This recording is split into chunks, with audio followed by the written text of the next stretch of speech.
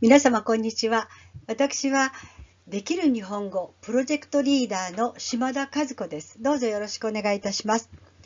それではノンネイティブティーチャーのためのできる日本語説明ビデオ2、できる日本語の使い方はについて、ご説明をいたします。これですね。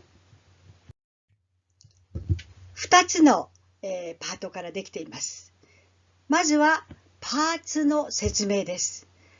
そして2つ目は授業の進め方。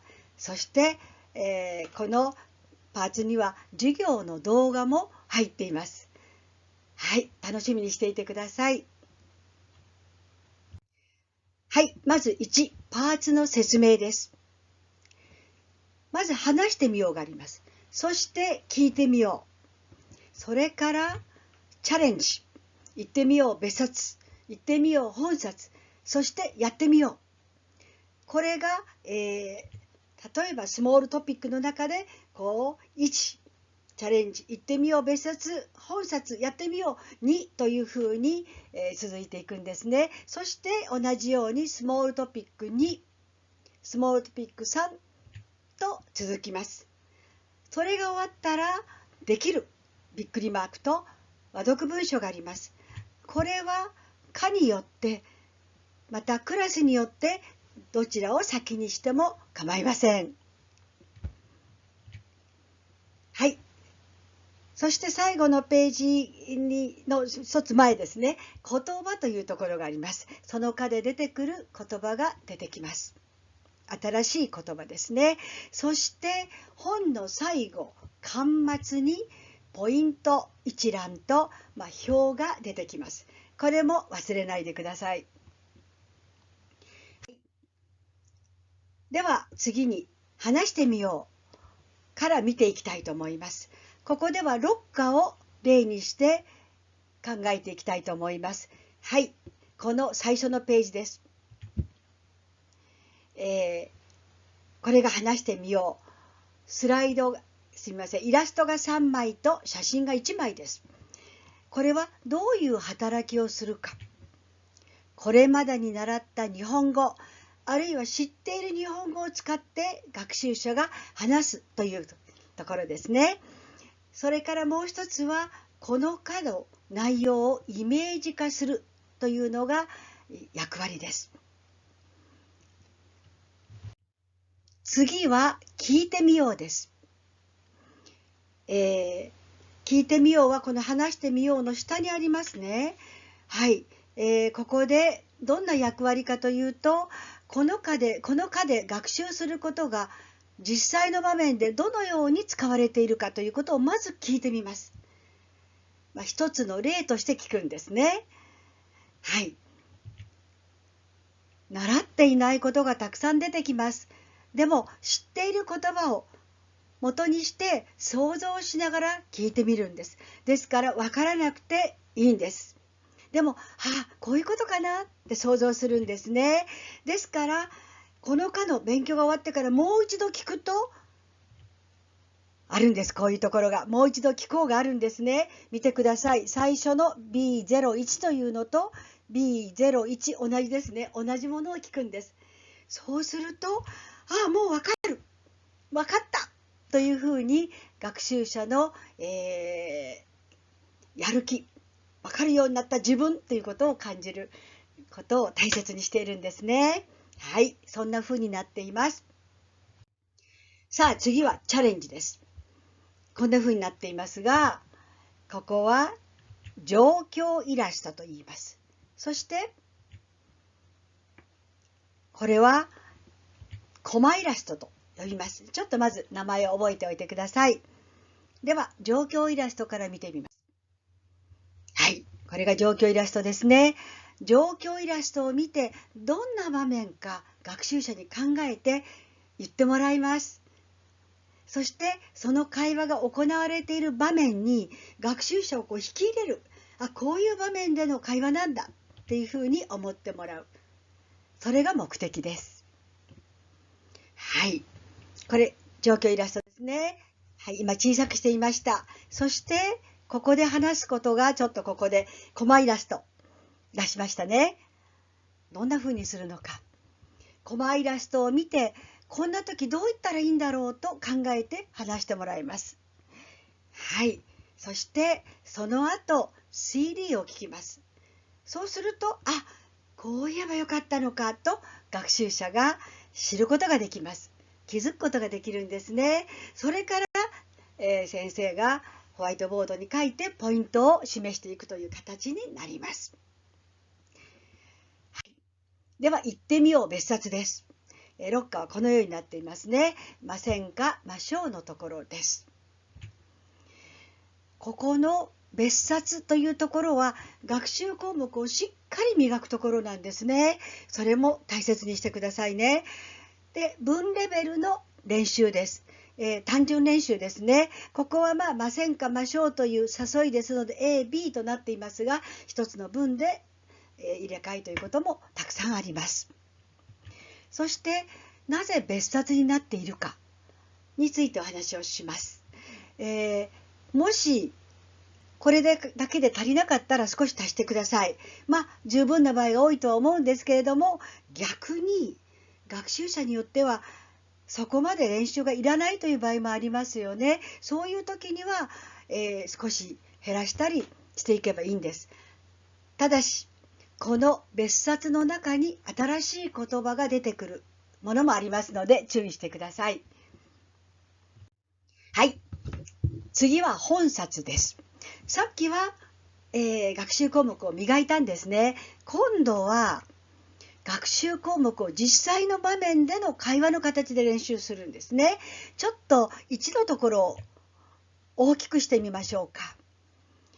今晩一緒にご飯を食べませんか？いいですね、食べましょう。今晩ですか？すいません、今晩はちょっと、といったふうに断りますよね。こんなことを練習していきます。はい。そして、ここをご覧ください。行ってみよう本冊の下にポイントというのがあるんですね。ここには小さいですけど、48から52となっています。これは、最後の巻末のところに、巻末に、このように48から52っていうふうにありますが、同じものが、例文と一緒に出てきます。これも忘れないでください。同じ番号ですね。巻末274ページから出しました。はい。ちょっと2つのマークのことをお伝えしたいと思います。ここ見てください。ニコニコマークがありますね。これは自分のことを話しましょうというメッセージです。それからこれは、雲、吹き出し。これは会話の一部を自分で考えてくださいというメッセージです。はい。では、やってみようです。やってみようはスモールトピックのゴールです。そこに向かって勉強していくわけですね。そして CD がここにありますが、この CD はリスニング練習ではありません。その下のロールプレイ、タスクをする前にスモールトピックで習ったことを復習するんです。そういう目的です。ですから CD を聞いた後は自分の力でやってみるんです。ロールプレイをしましょうということがありますね。ここは自分でやってみるということになります。はい。次はできるです。できるは、ここにどっかの挙げてみますありますね。はい。そのかのゴールです。スモールトピックのゴールがやってみよう。1、2、3とあって、そしていよいよそのかのゴールはこのできるびっくりマークです。やる前にかの行動目標をよく見てください。そしてあくまでここに書いてあるできるびっくりマークは一つの例であるということを忘れないでください。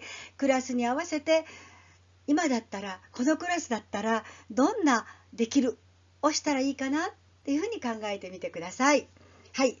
6課の行動目標は友達を誘ったり行きたいところやしたいことを一緒に相談したりして約束することができるですね。はい。ということが大切なことになります。次は和読文書です。はい、一緒にというのがありますね。はい。まず大切なことをお伝えしておきます。この和読文書は塊で話すことが目的です。そしてこれは一つのサンプルなんですね。それも覚えておいてください。そしてもっと大切なこと、読むためのものではありません。もちろん、後でいろんな形で読みます。これそのものを読むこともありますが、読むことが目的ではないんですね。まずはここで塊で話す。塊でというのは、羅列文、段落にはなっていない。でもそれをいくつかの文で長く言うことができるっていうようなことが目的ですね。その塊で話すことが重なっていって段落になるわけですね。はい、ということです。2つ目、話した後、あくまで話すことが第一目的ですが、その後作文を書いたり、友達や先生が書いた文を読んだりすることもあります。やっぱり書いたり読んだりも大切ですね。和読文書、和と文が大きくなっています。やっぱりまず話すこと、そして人が話したのを聞きます。でも読んだり書いたりするのも忘れないでくださいというメッセージです。3番、和読文書があるからいろんなテーマでたくさん塊で話すことができるんです。はい、こんなことを、大切にしているのが和読文書です。はい、でここにちょっとなんか吹き出しがありますが、塊で話してくださいと言っても初級の1課2課からすぐにいっぱい話せるわけではありません。ですからおすすめ教えてください。じゃあ東京でおいしいお店はどこですか？どんなお料理ですか？みたいなことを言っていくんですね。また後でちょっとご説明したいと思います。はい。ではいよいよ授業の進め方です。話してみようからいきますね。先ほどどんなパーツかは説明をしましたが、今度は進め方にフォーカスをしたいと思います。ここでしたね。3枚のイラストと1枚の写真です。はい。まずこの1枚、一番最初にあるこの1枚のイラストで、どう進めるかをやってみたいと思うんですが、例ですね。例えば先生が「ここはどこですか？」と聞くと、もういつもこれで話すんだと思っていますから、学生さんから「町です」「あ、レストランです」「友達と食べに行きたいです」「あ、昨日レストラン行きました」何を食べましたか？と他の学生さんが、言った人に聞いたりもします。お寿司です。美味しかったです。のようなことが続くんですね。はい。こんな風に、それからまた次のちょっと質問をするという風に、教師はなんかみんなの発話が出そうなことを投げかけていく。で、この学習者の発音を見てください。に行きたいです。食べに行きたいです。これは、タイです。語課でやっていますね。行きました。美味しかったです。これも語課で勉強していることなんで、そういうことを使ってどんどん言っていくわけです。はい。ここはさっき言いましたよね。今まで知っている言葉を使って話してみる。そしてこの課のイメージ化するわけですね。はい。同じように2番目。これはチケットですね。サッカーの試合だったらやっぱりみんなと行きたいですよね。それから、コンサートのチケットということで、もっともっとみんなと一緒に何かしたいっていう気持ちが膨らんでいくわけですね。みんなが私はサッカーが好きですというようなことを発話していきます。次にカラオケです。カラオケは一人じゃなくてみんなと行きたいですよね。そしていよいよパンフレットを見て一緒に旅行に行く、なんか相談をしています。こんな風にイメージを膨らませて知っている言葉で話していくわけですね。これが話してみようです。楽しいところですが、あまり長くしないでくださいね。長くやったらちょっと時間がなくなってしまうかもしれません。だいたい5分から8分ぐらいを目安にしてください。もちろんクラスによっていろいろ変わってくると思います。次は聞いてみようです。ここですね。こんなものがあります。はい、これは先ほどもお話をしましたが、もう一度聞こうで同じものを聞くんですね。聞いてみようの時、もう一度聞こうの時、両方ともこのスクリプトは見ません。でも最後にありますよということをお示ししました。はい、最後にもう一度聞くと、もうわかると達成感につながりますね。はい、これは、教科書の最後のページにあるということだけお示ししました。授業ではこれは見ません。はい。さあ、ここで次に来るのが、チャレンジ、行ってみよう、別冊、本冊やってみようですが、この部分を授業で見ることにします。ですから、ここは省略します。授業の中にはテロップもありますので、それを見ながらちょっとイメージをしていってください。はい、では、授業ビデオにないものをお伝えしたいと思います。和読文書です。はい、これはいろんなやり方がありますね。この和読文書に書かれているものを使わなくて他のものを使ってもいいんですよ。やり方もいろいろです。一つの例を挙げてみます。はい、先ほどこれちょっとお話をしましたね。ここを使いながら、教師は頭に入れておいて他のものでもいいんですよ。はい、そして読む必要はありません。これを考えながら教師が聞きます。で、プラスして、最後がどんな料理ですかってありますが、じゃあいつもどう食べますかみたいなことを聞きながら足しながら聞いて、それを今度は塊で話したらいいですね。それでまずグループで一緒に行きたいところ、食べたいものなどについて話し合います。そして聞いた人は質問していきます。ここまだやり取りですね。それしながらだんだん膨らませていくんですね。インタラクションです。そしてそれが終わったら今度はグループから1人代表を選んで、その人がクラス全体に対して自分が話したこと、グループの中で話したことを塊で話すんですね。ここはプロダクションです。でももっとリアル感臨場感を出すためには、一人が隣のグループに行って話すのもいいですよね。隣のグループの人は知りませんから、A さんが来た、じゃあ話してくださいとワクワクしますよね。そんなやり方でもいいかと思います。で、その続きですが、かにもよりますが、例えば話したことを書きます。さっき言いましたよね。先生や学生さん同士で学生さんがクラスメートが書いたものを読むっていうのもとっても楽しい作業です。ですからまず話したことを書きます。でもこれは授業の中では時間がもったいないので宿題にすることが多いと思います。そしたらそれをそのままではなくて出したものを先生がチェックします。で直して、そしてこれもクラスによりますが、クラスの冊子にしてクラスメートが書いたものを読んで楽しみます。こんな風にやると楽しい和読文書になると思います。これも一つの例です。で、一つ実物をお見せします。これはまだ下書きの段階なのですが、私の一番好き食べ物は日本の食べ物でラーメンです。食べ物、そうですね。その店はと書いてありますが、これはまだ下書きで、この後この四角の中に、イラストを描いたり写真を貼っつけたりしながら最後の聖書になるんですけれども、わざとそのまま出しました。はい、ミャンマー出身の学生さんです。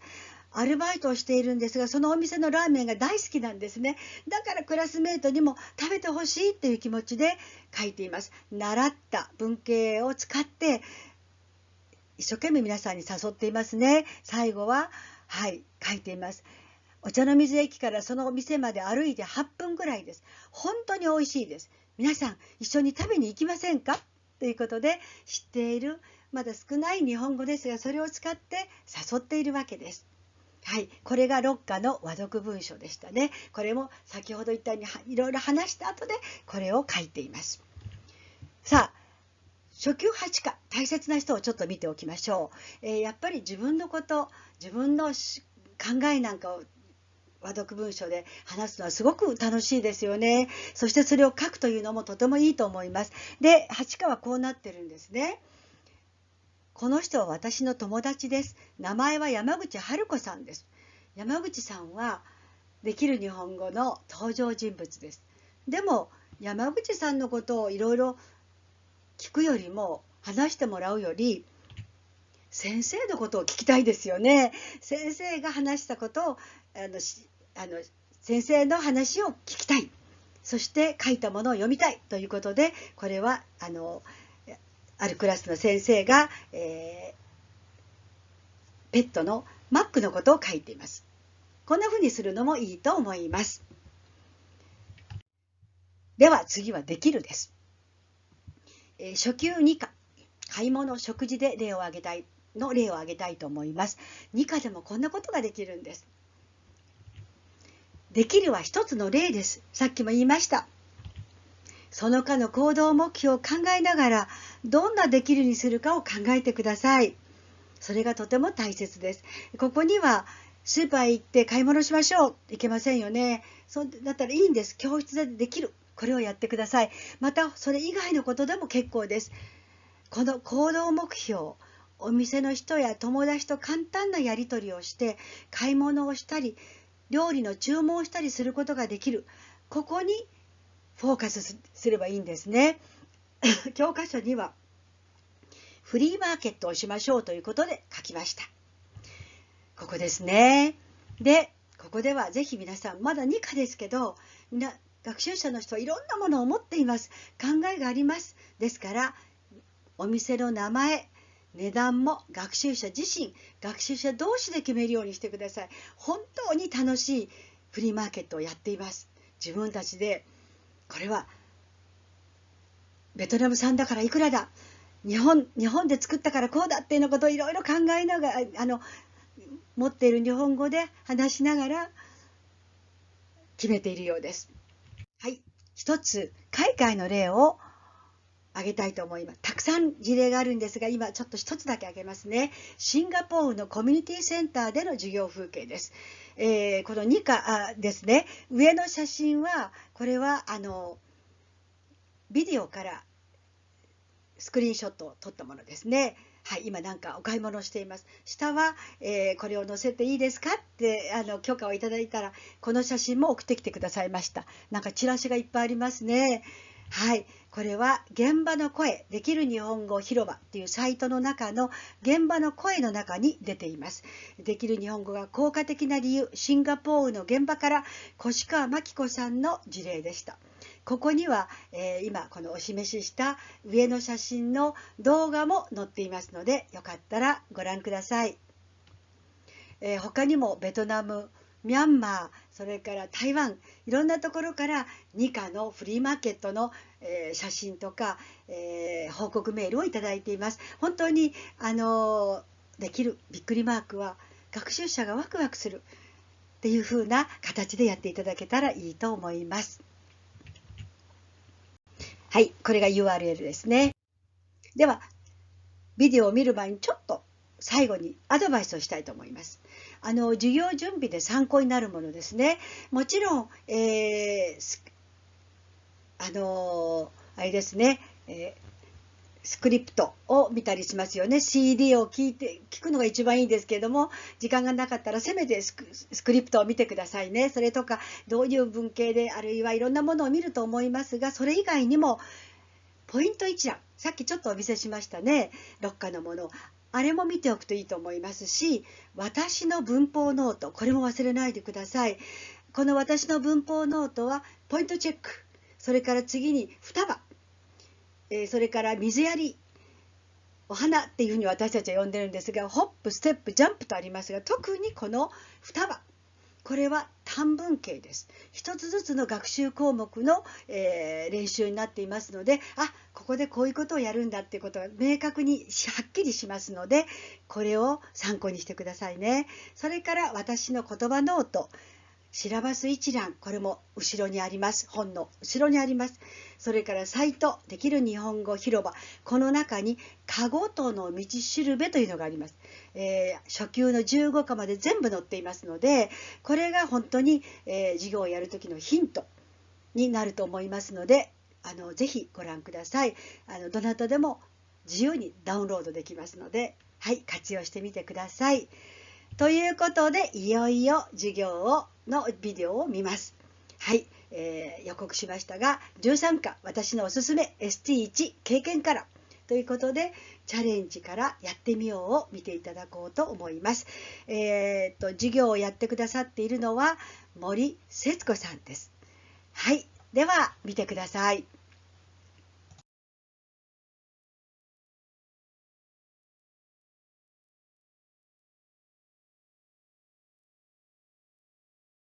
はい、知っています。で、木村さんは、はい、どこですか？どこですか？どこですか？どうですか？さっき少し聞きました。おすすめください。おすすめをください。そうですね。はい、知っています。どこですか？おすすめをください。木村さん、何と言いますか？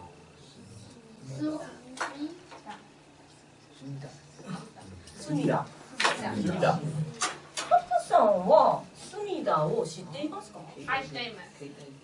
パクさんよ、パクさん。知りませんね。知りませんね。木村さんは知っています。でもパクさん、知りませんと思います。聞いてください。木村さん、何と言いますか？聞いてください。あ、それから相撲を見てから浅草へ行きたいです。木村さんは浅草の美味しいレストランを知っていますか？はい、知っています。はい、知っています。OK ね。次。隅田というレストランが美味しいですよ。ぜひ行ってください。そうですか。ありがとうございます。 OK。何と言いました？隅田レストランが美味しいですよじゃないですね。というどうしてというはい知っています。隅田というレストランが美味しいです。木村さんだけわかりますよ。で、パクさんは隅田知りません。知りません。私わかります。でも皆さん、あなたわかりませんと思いますの時、よ大事ね。よ大事。でもここ隅田私わかります。でもあなた皆さんわかりませんと思います。ああ、隅田という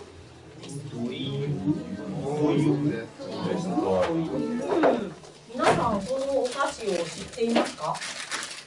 知りません。これ食べたいです。食べたことがありますか？これのお菓子の名前かりんとうというお菓子。どうぞ。かりんとうというお菓子。これ何ですか？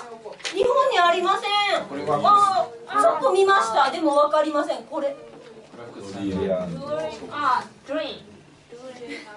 私に教えてください。それは果物ですか？ドリアン？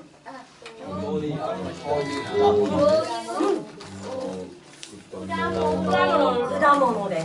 ドリアンという果物です。じゃあちょっと聞いてくださいね。それは欲しい。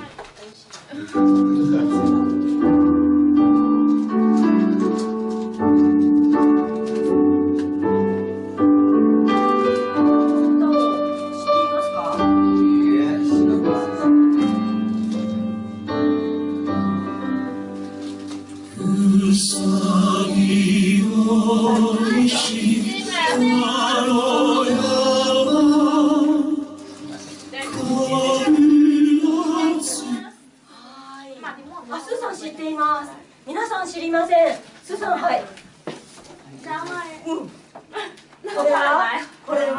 名前わかりません。あ、これはふるさと。ふるさとどういう音楽歌です。そうそうそう、ふるさとどういう歌です。歌です。ふるさと。ふるさと歌です。はい。そうです。生まれた町。生まれたふるさと。224ページ。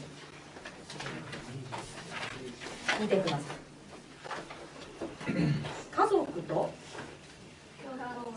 京都へ旅行に行きます。A さんわかりません。B さんに聞きます。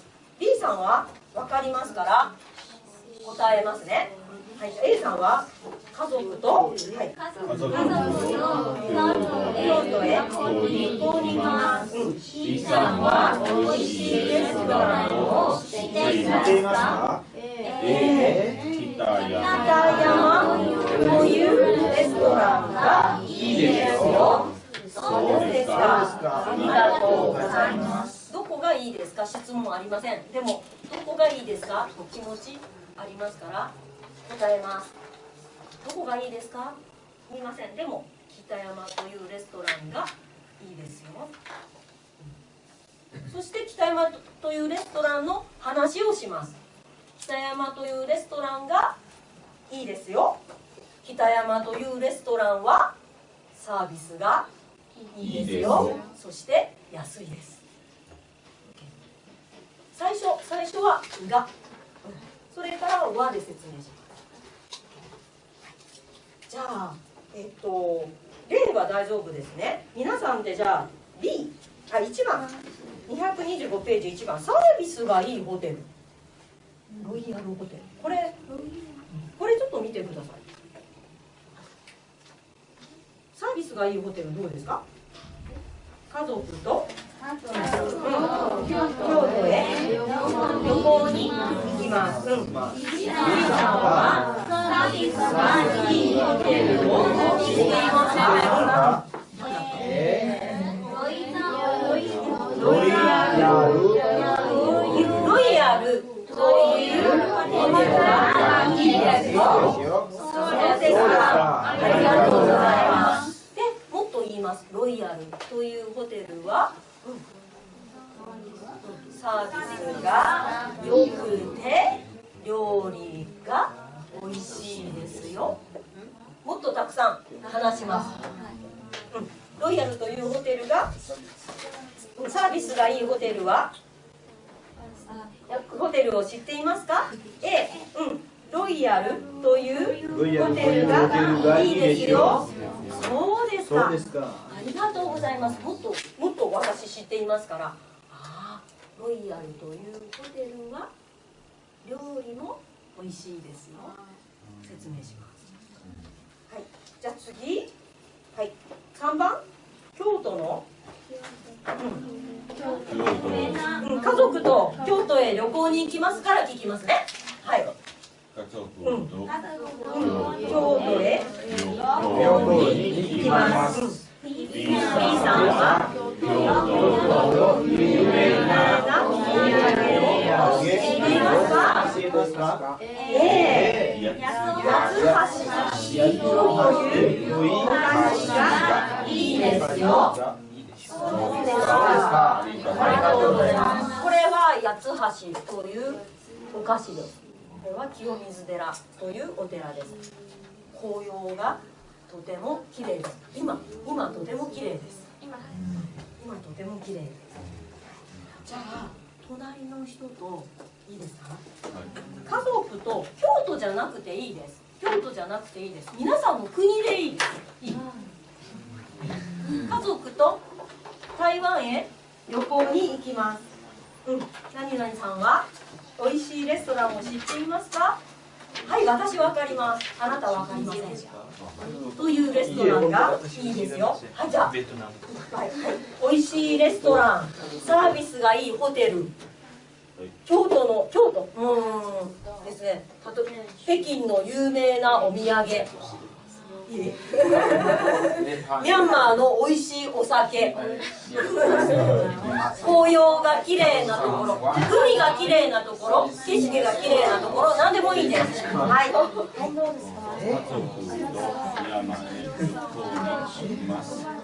いいですか？大体終わりました。はい、終わりました。はい、じゃあどうしようかな。ミャンマー？じゃあスさんに聞き、ミャンマーのヤンゴン。はい、じゃあ皆さんヤンゴンに行きますよ。はい。家族とミャンマーへ旅行に行きます。おいしいレストラン。レストラン。はい、おいしいレストランを教えますよ。看板どういうレストランがいいですよ。そうですか。もっと説明ありますか？そのレストランは？そのレストランは、料理が美味しいですよ。はい。料理が魚。山の山。はい。中身はどういう料理が美味しいですよ。そうですか。そうですか。ですね。はい。どうもありがとうね。はい。今からまた CD を聴いてください。おすすめは何ですか？おすすめは何ですか？ニコニコショッピングビルで買うことができますよ。そうですか。ありがとうございます。桜ロールは何ですか？桜ロールは何ですか？お菓子。はい、お菓子ですね。はい。どこで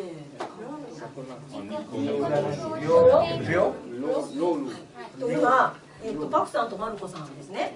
で、国の友達に日本のお土産をあげたいです。いいお土産を知っていますか？マルコさん聞きましたね。でもパクさん、はい、桜ロールです。言いませんね。桜ロールというお菓子がいいですよ。はい、ありがとう。じゃありませんね。もっといろいろどこどこで買うことができますよ。皆さんもそれ次話しますよ。いいですか？はい、じゃあ次もう一つ聞いてください。アンナさんと木村さんです。はい、よく聞くことができましたね。でももう一度 CD を聞いてください。いいですか？はい。北海道へ行きたいです。どこがいいですか？だけじゃありませんね。どんなことを聞いていますか？もう一度 CD を聞いてください。私はいい場所聞きたいです。いいお土産を教えてください。その時どんな質問をしていますか？それも聞いてください。後でみんなで話します。それを使いますよ。いいですか？はい、じゃあもう一度聞いてください。はい、国の友達に日本のお土産をあげたいですが、いいお土産を知っていますか？これ大事ですね。はい。はい。桜ロールというお菓子がいいですよ。桜ロールですか？はい。とても綺麗で美味しいですよ。説明も上手ですね。はい。そうですか。どこで買うことができますか？これもどこで買うことができますか？ニコニコショッピングビルで買うことができますよ。そうですか。ありがとうございます。ニコニコショッピングビル。これはパクさんたちの町のショッピングセンター。はい。ニコニコショッピングビル。新宿は何がありますか？ショッピングセンター、ショッピングビル。ビッグカメラでお土産を買いますか？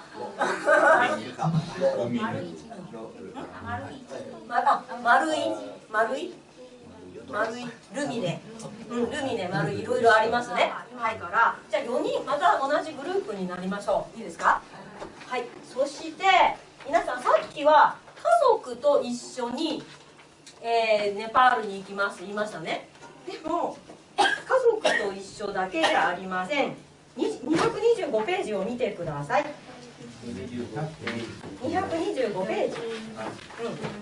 両親が来ます。両親が日本へ来ます。それから恋人とデートしますね。デート大丈夫？ルームメイトじゃないですよ。恋人とデートします。それからゆっくり休みます。ゆっくり休みます。それから国へ帰りますからお土産を買います。それから夏休み、今度冬休みですね。冬休みに旅行に行きます。行きたいです。おすすめの場所、どこへ行ったらいいですか？知っています。話してください。いいですか？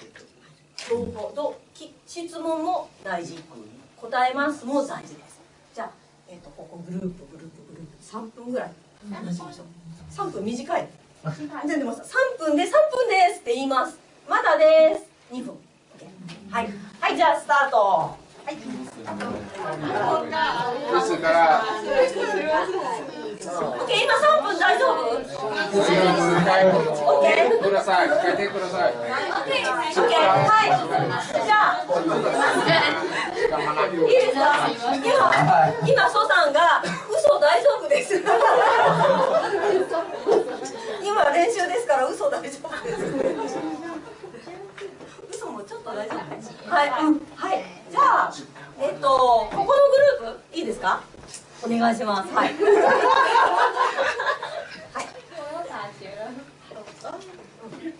誰に聞きましたか？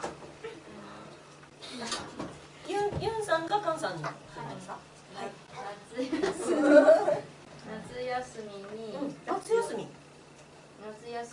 旅行に行きたいです。どこは綺麗なところを知っていますか？綺麗なところ。何が綺麗なところ？景色が。はいはい。沖縄がとても綺麗でした。とても海が綺麗なところがたくさんあります。綺麗なところがたくさんあります。そうですか。じゃあ、美味しいレストランをしています。美味しい料理をしていますか？沖縄ステークという料理が美味しいでした。美味しかったです。そうですか。じゃあ、はい、わかりました。沖縄ステークというステーキ。はい、ステーキ。美味しかったですか？美味しかったです。他にみんな聞きたいことありますか？値段は？すみません。はい。